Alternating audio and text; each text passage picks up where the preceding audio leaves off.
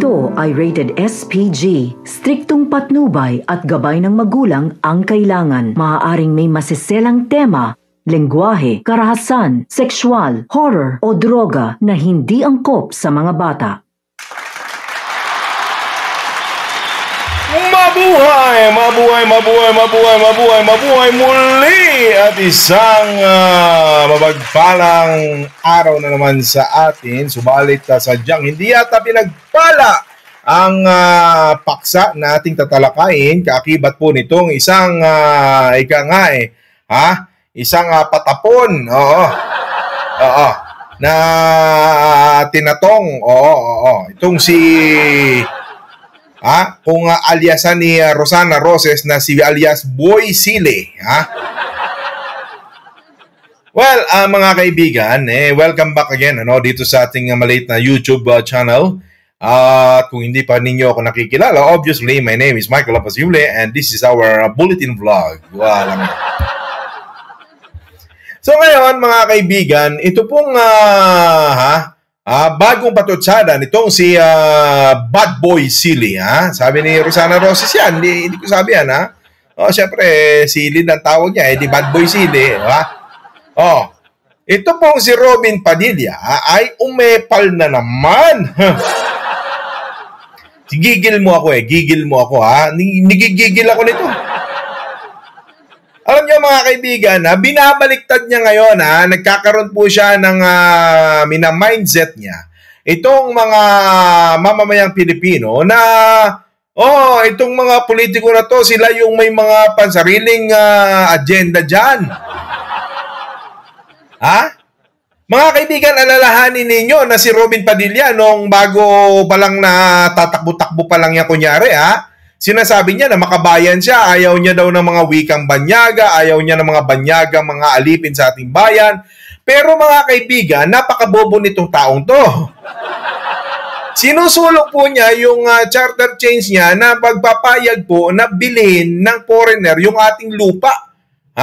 Ng full ownership. Ibig sabihin, mga kaibigan, hindi na nila kailangan ng Pilipino. Mabibili namin ang lupa ng Pilipinas, basta wala nang kailangan pang Pilipino. Mabibili namin ng kami na mismo. Bawa, si Kano, bibili siya ng 100 hektarya. Sa pangalan niya yun. Hindi na niya kailangan mag-asawa ng Pinoy. Hindi na niya kailangan makipagsosyo sa Pilipino. Mabibili na niya. Yan po ang sinusulong nitong si Robin Padilla. At higit sa lahat, kaakibat po nung pagsusulong niya ng charter change, ay ito pong term extension, my friend. So, sino pong politiko yung tinutukoy niya na humaharang daw na may mga pansariling interest dyan sa charter change na yan? Di ba? Nakikita nyo pong kabaliktaran yung gusto nitong mangyari? Action speaks louder than words. Mga kaibigan, mina-mindset niya ngayon. Di ba? Binabaliktad niya, mina-mind control niya yung mga tao ngayon na itong mga politiko na inaharang yung gusto natin. 'Di ba? Kasi may sarili silang may pansarili silang interest. Grabe. Idinahilan pa nga nito si Boy Sile, mga kaibigan, na sa kasalukuyang konstitusyon daw, utang lang daw ng utang, pero wala naman daw, taong bayan naman daw ang nagbabayad. Gago talaga tong tao na to. Sino ba magbabayad nun? Mga kaibigan, di ba, sino ba nangungutang? Di ba presidente? Sino ba dalawa presidente niya? Noong panahon po ni Duterte, ang utang lang pagpasok niya, ng lahat ng inutang mula kay Marcos Sr. ay 3.4 trillion kung hindi ako nagkakamali. Pagpasok ni Duterte ng 2016, ginawa niya yung 6.7 trillion ng utang. Di ba? Duterte yun. Bago lumabas yung Panginoon ni Robin Padilla, kasi hindi ako naniniwala na Islam talagang sinasamba nito. Sinasamba nito si Duterte at saka si Kibuloy. Yung tingin ko sa kanya, kasi isipin mo yan, ang mga Muslim pumapanig sa katarungan din yan. Di ba? Ito kabaliktaran Gusto niya sirain yung tama, gusto niya pagmukaing mali yung tamang proseso. Gusto niya, sabi niya, ito ang tama. So kumbaga, parang sinasabi niya, tayo isasakupin ng mga dayuhan, sinasakop ng mga dayuhan, pero pumapayag siyang pasukin tayo ng China, pro-China siya. Ngayon, sasabihin niya na, may pansariling interest tong mga na to, sinasakop tayo ng mga dayuhan dito, ng mga kano. Pero gusto niya, ibenta yung lupa natin ng full ownership sa mga foreigner. Gago, di ba? So, mga kaibigan, can you just imagine, baliktad po lahat ng sinasabi ng tao na to. Baliktad! Di ba? Wala pating alam. Anong alam niyan? Constitutional change ang committee niya. Dapat na hinahawakan po ng isang abogado. Ex-convict naman to. Di ba dapat dito, mga kaibigan, maging pinakamataas ng dapat nararating nito yung maging mayores Siga-siga naman yan Wala itong alam, mga kaibigan. Papayag kayo na isang pabigo-bigote lang ng ganyan magdadala ng buong bansa sa kapahamakan? Di ba? Siya, yung anak niya, galit siya sa Amerika, pero yung anak nila ni Mariel doon pinanganak sa Amerika, my friend. Ibig sabihin, pag nagkagera dito, pwede silang pumunta ng Amerika. Ewan ko lang kung papapasukin si Senatong sa Amerika, di ba? Mga kaibigan, kabaliktaran lahat. Ang sinasabi ni Robin, kabaliktaran lahat nung kanyang pinopropaganda sa tao. Baliktad po lahat. Ngayon, siyempre, mind conditioning ito. Sinasabi na si Robin dito ang bida. Kahit hindi totoo, pinagtatanggol niya China, mga kaibigan. So, ibig sabihin, dalawang bagay lang to. Baka ang balak niya, kapag naaprubahan yung charter change ayon sa gusto niya, yung mga lupain dito ng mga halimbawa, conspiracy theory lang. Halimbawa, sa dami ng nanenok, halimbawa ng Dutae, halimbawa lang. O kaya maraming perang binigay ang Chinese dito sa mga Dutae, sample lang Tapos ngayon, hindi nila maitago sa bangko yung mga ninakaw nilang pera. Hindi ko sinasabing ganun nga. Sample lang, conspiracy theory. Halimbawa ngayon, kaya gustong-gusto nilang isulong yan kasi nag-invest sila sa land banking. Ibig sabihin ulitin ko, yung mga lupa na yon hindi mo kailangang ilipat yung titulo sa pangalan mo. Bibigyan kanila ng waiver, o bibigyan kanila ng perpetual deed of assignment, mga kaibigan. Ibig sabihin nun, bibigyan kanila ng irrevocable special power of attorney. Ganun yung mga may-ari ng lupa. Papipirmahin itong mga abogado na to. Bigyan mo kami ng irrevocable special power of attorney pertaining dito sa title number, sa lupa, lahat ng details ng lupa na to. Then, naka-open deed of sale yan. So ngayon, akala ng mga tao, walang kinurakot kasi hindi mo makikita sa database, mga kaibigan, kung kaninong pag-aari, yung mga daang-daang ektarya na lupa dito sa Pilipinas. Yung mga dyan nila ini-invest ngayon. Yung kanilang mga ninenok. Conspiracy theory lang. Now, halimbawa, mga kaibigan, ito pa yung isang conspiracy theory na sasabihin ko sa inyo. Sample lang to, hindi ko sinasabing totoo. Halimbawa, trilyones talaga yung nakulimbat. Halimbawa, bilyones, trilyones, di ba? Siyempre, mga kaibigan, kapag marami kang na-invest sa lupa, land banking ang tawag doon, property mo yon.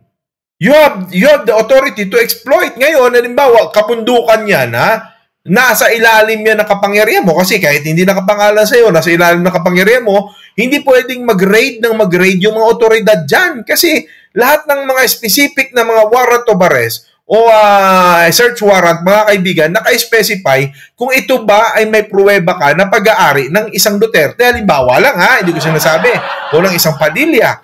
Kapag hindi mo na-prove, hindi ka bibigyan ng korte ng special warrant of arrest o search warrant, mga kaibigan,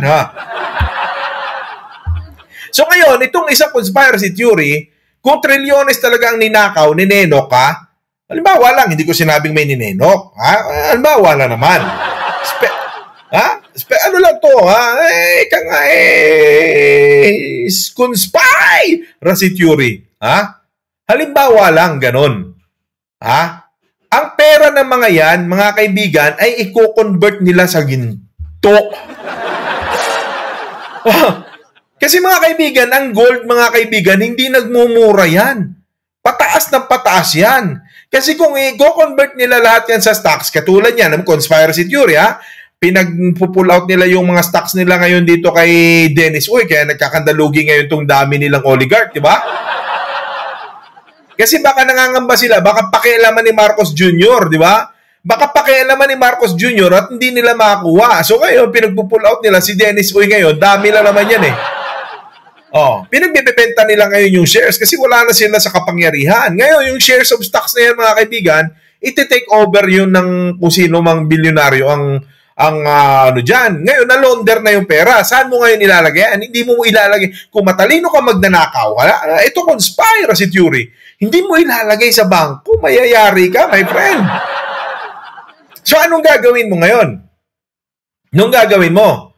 Bibili ka ngayon, i-convert mo ngayon yan into gold, my friend, di ba? I-convert mo ngayon yan into gold. Bibili ka ngayon ng maraming ginto. Diyan mo itatago yan. Tapos dito sa mga lupain na to, na mga pinagbibili mo, para hindi ka ma-raid, ikakalat mo ngayon yan. Ambawa, dito sa Safe House 1, mag-iimba ka dito ng mga, sabihin mo na, halimbawa, 100 kilos dito ng ginto. Later on, babak channel mo, halimbawa, bibili ka rin dito sa, halimbawa, kung taga Mindanao ka, maraming exit dyan. Malaysia, bibili ka ng mga ginto, di ba? Palitan yan, kaliwaan. So ngayon, mga kaibigan, by means of that, hindi malulusaw yung pera mo. Hindi malulusaw ang pera, mga kaibigan. At the end of the day, pwede mong ibenta yung ginto. Kung halimbawa, nauubusan ka na ng pambudget, may ibebenta mo, alahero, kahit saan. Yan yung mga yung mga tangible asset. Kasi kung pera lahat, mga kaibigan, baka kainin ng garapata. So yung iba siguro, meron silang mga cold cash na mga on hand na willing silang ipamigay kung kanino nila gusto nilang, halimbawa, may lagyan sila, sample lang, lalagyan nila itong mga tao na to, meron silang cold cash on hand, isang maletang pera, gusto mo, ito, tahimik, di ba? Ganon. So ngayon, bottom line, mga kaibigan, kaya gustong-gusto nila ngayon na, halimbawa, baguhin itong ating konstitusyon, dahil mga kaibigan, nararamdaman siguro nila na hindi sila volatile na masyado, mga kaibigan, yung negosyo ng pangungurakot. Kasi mga kaibigan, nobody wins the war. Kapag nangyari kasi ito, mga kaibigan, nagkaroon ng gera, hindi nila magagamit. Kung halimbawa, nare-realize nila, baka hindi tayo abutin ng 100 taon sa mundo. Natutodas tayo. Ibenta mo na yung mga lupa na yan, tapos silently, we will move to this another part of the world. Diba? Halimbawa lang yun. O kaya, baka may paggagamitan sila para patumbayin yung isang makapangyarihang politiko para sila ulit ang pumalit, then bawi na lang sila sa susunod. Conspiracy theory. Kung bakit gigil na gigil ang isang obob na senador na mag-charter change tayo. So, naintindihan na po ba ng mga katropa ko, mga magmamais, mga tropa ko magtataho? Naintindihan nyo na po ba yung ibig sabihin nito? Ganyan kadumi ang laro, mga kaibigan. Di ba? Legal nilang gustong gawin ito. Legal nilang gagawin yung kanilang kabulastugan. At the end of the day, mga kaibigan, may i-extend yung termino. Pag na-approve yan, mga kaibigan, patay ka. Then legalize yung political dynasty. Di ba? Asa na pagiging makabayan dyan, Robin? Di ba? Asaan yung pagiging makabayan ni Robin Padilla dyan? Di ba? Yayaman yung ilang tao, yayaman yung ilang mga merong malalapad na lupa. Hindi naman kapakanan ng taong bayan yan Ang Pilipino naman, mistulang dayuhan sa sariling bayan Kita mo mga Pilipino, ilang milyon, almost 90% of Filipinos doesn't have their own property, doesn't have their own domain. Pero kung titingnan mo Pilipinas, maliit lang. Tapos yung mga malalapad na lupa pag-aari ng ilang pamilya lang, di ba? Di ba? Hindi, tingnan mo. Yung malalapad na lupain dito, sino may-ari? Di ba? Developer, malalaking kumpanya, malalaking tao. Di ba? Mga politiko. Pero mga Pilipino, andoon, nag-i-squatter. Squatter sa estero, squatter sa gilid ng ilog, squatter sa gilid ng riles.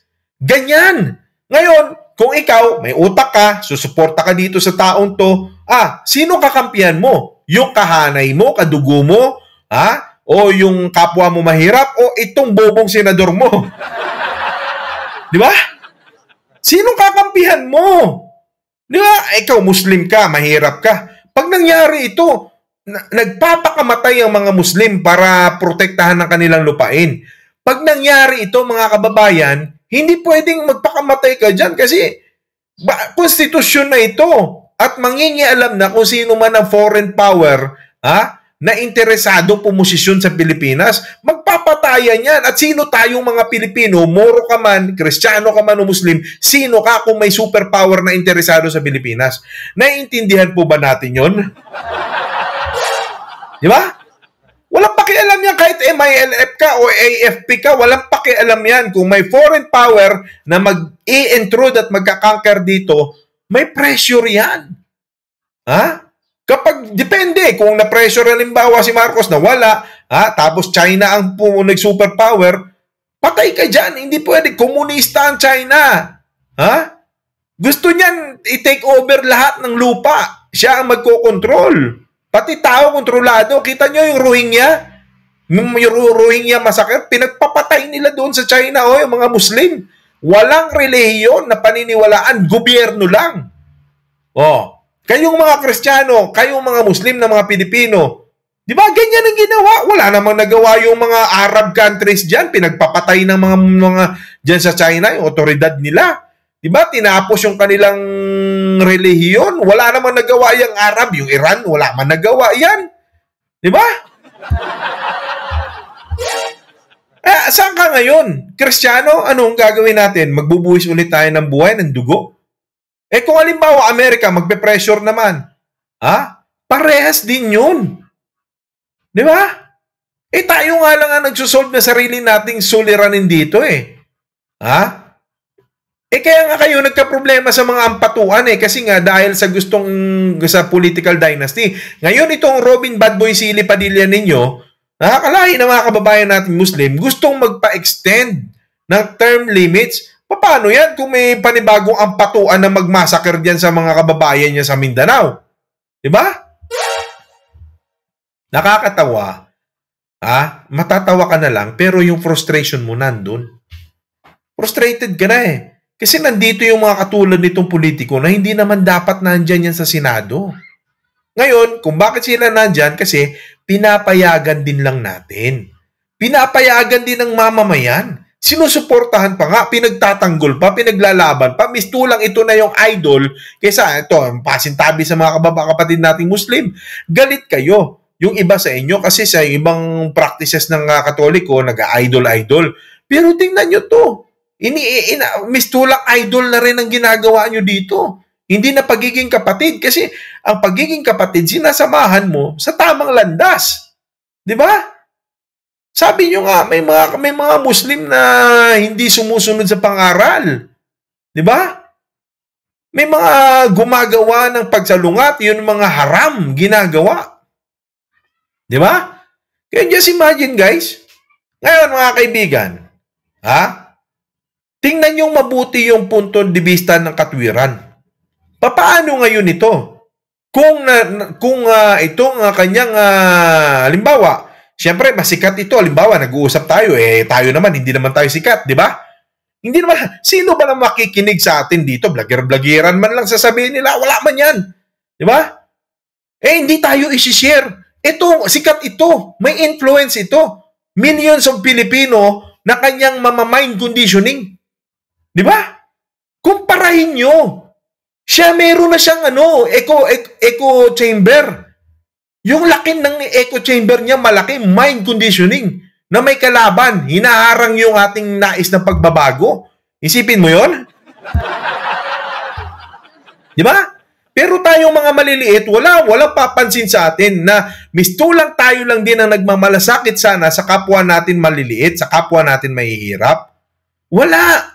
Pero si Robin Padilla, napakalaki ng echo chamber nito. Napakalaki ng podium nito. Patay tayo dito. Oras na mind conditioning na natin. Millions na yung niyan. Walang ibang pwedeng sumalungat sa kanya. Patay na, bukas makalawa, katulad ng Maharlika Investment Fund, na aprubahan na lang bigla.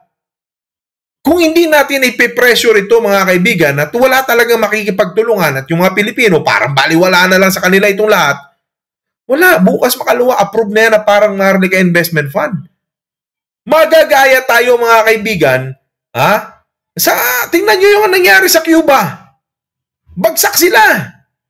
Ano nga nangyari sa mga Cubano? Yaman-yaman ng bansa nila sa tubo, sa lupain nila. Masisipag ang mga Cubano. Ano nangyari? Naging refugee, nag-alisan. Katulad din yan ng mga nangyayari dyan sa Africa. Sa African countries. Marami, mga kaibigan, ang nag-aalisan sa kanilang mga bansa. Dahil sa pumayag. Dahil, mga kaibigan, walang matapang-tapang na nagsasalita sa kanila. Naging illiterate yung kanilang mga mamamayan at pumayag na nahimik. Diba? So kaya ano nangyayari? Palutang-lutang sila doon sa bangka, maliliit na bangka, swerte kung hindi lumubog yung bangka. Yung iba naman, kahit dumating na doon sa Italia, pinapadeport, pinapabalik. Yan yung mga nangyayari dyan, sa Angola, di ba? Yan sa mga Latin American. Yan ang nangyari sa kanila. Di ba? Worst case scenario, mga kaibigan, nandito na tayo sa edge na political turmoil at saka ng geopolitical turmoil. Yung local political turmoil natin, mga kaibigan, puputok ito. Puputok ito. Pagputok nito at sinabayan ito, sasamantalahin ito ni Xi Jinping, geopolitical turmoil at ang mga Pilipino, especially yung mga politiko ngayon, nagpadaig doon sa kanilang pagiging ganid at pinabayaan itong ganitong klaseng mga tao, ganitong klaseng mga may sayad na mga naupo lang dahil ng smart magic, patay tayong lahat. Kayong mga nakaupo, pag hindi kayo kumilos, kayo mga natitirang mga matatalino, mga abogado dyan, pag hindi kayo kumilos, bukas makalawa, sambulat ito sa mukha ninyo. Mawawalan tayo ng identity dito, my friends. Kitang-kita nyo na. Walang kaibahan ito sa nangyayari sa Cuba, my friends. Between US and Russia, mga kaibigan, kung bakit sila bumagsak. Gusto ng nagtatago sila sa word na demokrasya, pero sinusulong nila yung sosyalista. At the end of the day, mga kaibigan, self-vested personal interest. Pagdating sa dulo, mayaman pa rin yung Fidel Castro. Di ba? Ganyan din ang Duterte. Tingnan mo yung Castro, nagsimula sa mahirap. The end of the day, bago namatay, sobrang yaman. Corrupt din. Naniwala yung mga tao, sumuporta dahil popular, dahil ganito yung mga sinasabi. Pero at the end of the day, namatay na mayaman. Pero ano nangyari sa mga Cubano? Yun, nagkakanda-Cuba pa rin. Ganyan din, mga kaibigan, na nangyayari sa Pilipinas. Pinag-aagawan tayo ngayon ng Amerika at China. Kanino kakakabig? Kanino kakakabig? Hindi ka pwedeng mamili. Hindi pwedeng porket Amerika, mabait, ma-Amerika na lang. We may love them as our ally. Pero if they're going to exploit us, and definitely they will, dahil magiging kompetensya nila ang China, mas gusto ko ang Amerika kung ganun lang din kasi hindi siya magpapakalat ng komunista dito sa bansa.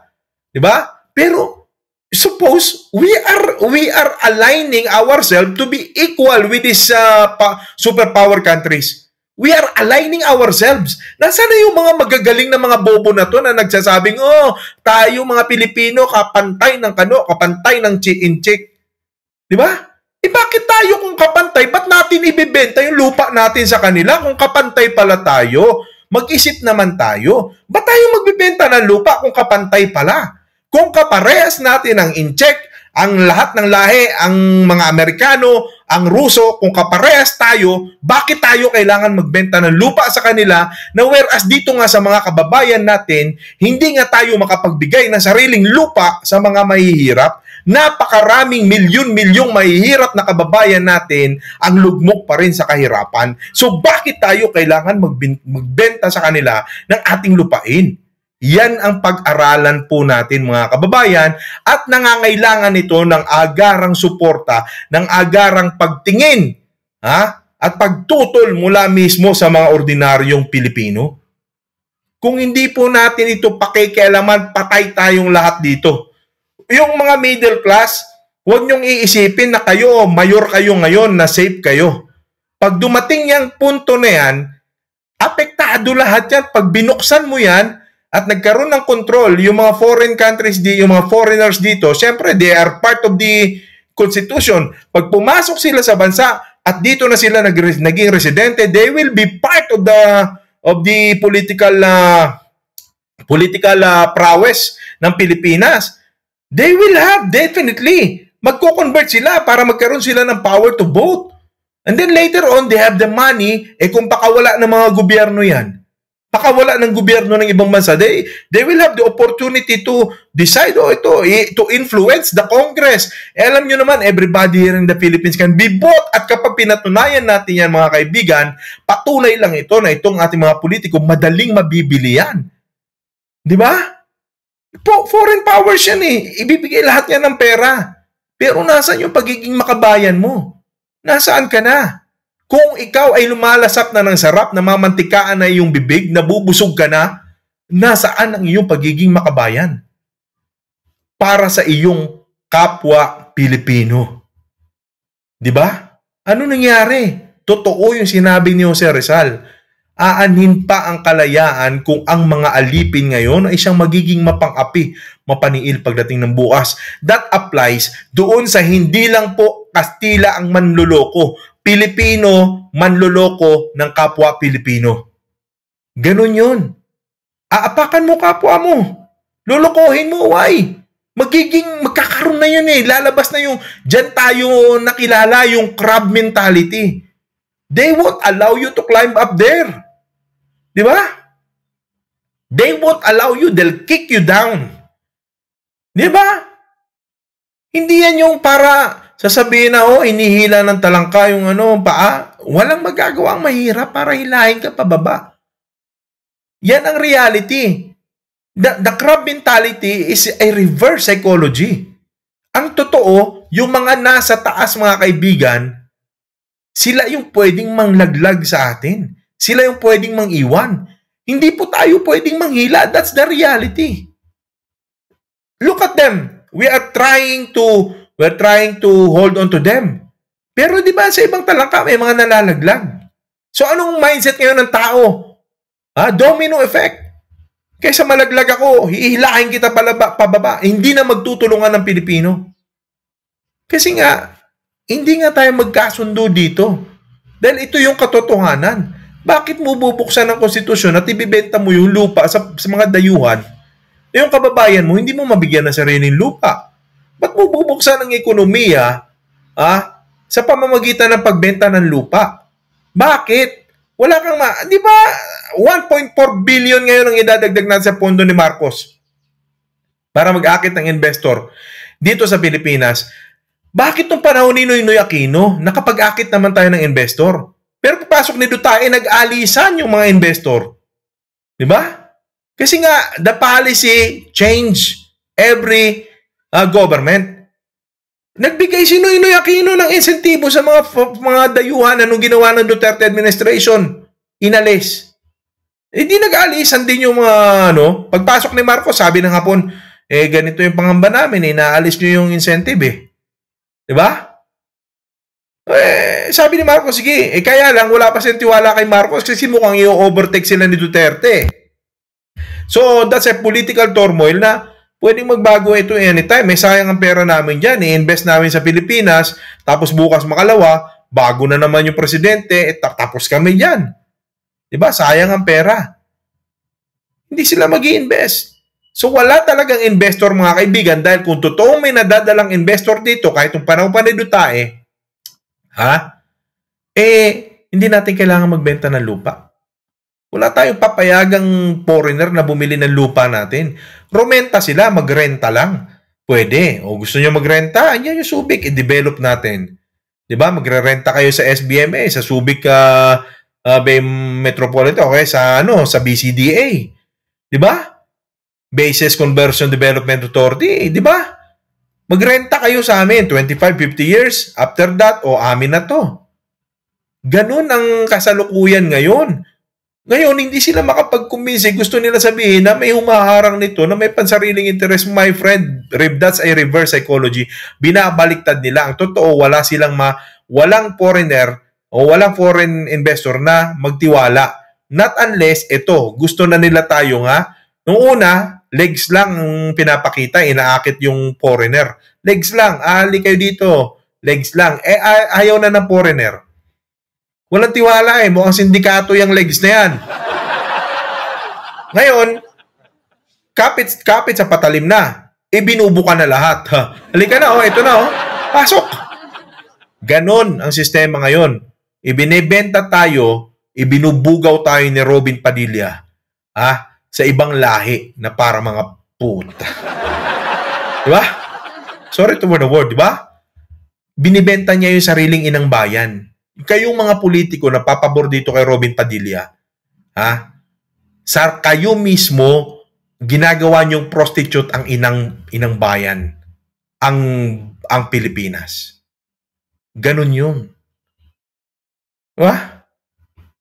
Well, anyway, magkakaiba naman tayo ng pananaw at opinion ukol sa paksang ito na ating tinatalakay. Ano man ang inyong pananaw ukol sa paksang ito, just comment down below. Ipaalam nyo rin kung ano ang inyong hinanaing. Diba? Ipaalam nyo. Siyempre, maraming salamat sa mga nagla-like, nag-share nitong ating video na to. At kung hindi pa kayo napag-subscribe sa ating YouTube channel, please do subscribe para maging updated kayo naman palagi sa ganitong uri ng talakayan. Di ba, my friends? At salamat po sa mga sumusuporta sa ating mumunting palatuntunan. Nagbibigay po ng super sticker, super chat. Kung nais yung magbigay ng pangkape, available naman po yung mga outlet natin, GCash, kung saan pa man. Makikita nyo po sa inyong screen. Ganun talaga buhay, my friends. Diba? Kailangan nating pag-usapan at imulat ang ating mata sa mga bagay-bagay na nakataya ang kinabukasan ng ating mga anak at apo. Kinabukasan ng mahal na inang bayan. Ang at stake dito. Kaya kailangan makialam ka. Di ba? Kailangan tayo makialam. Wala na. Yung mga malalaki, nagkakaisa na sila. Yung mga mayayamang politiko, nagkakaisa na yan. Tayo mga maliliit. Pag hindi tayo nagkaisa, tapos na tayong lahat. And with that, maraming salamat po. Walang umpay na pagmamahal at pasasalamat ang aking iniiwan sa inyo pansamantala.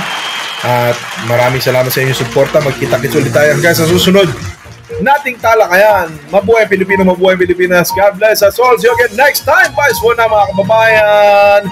Paalam! Bye-bye!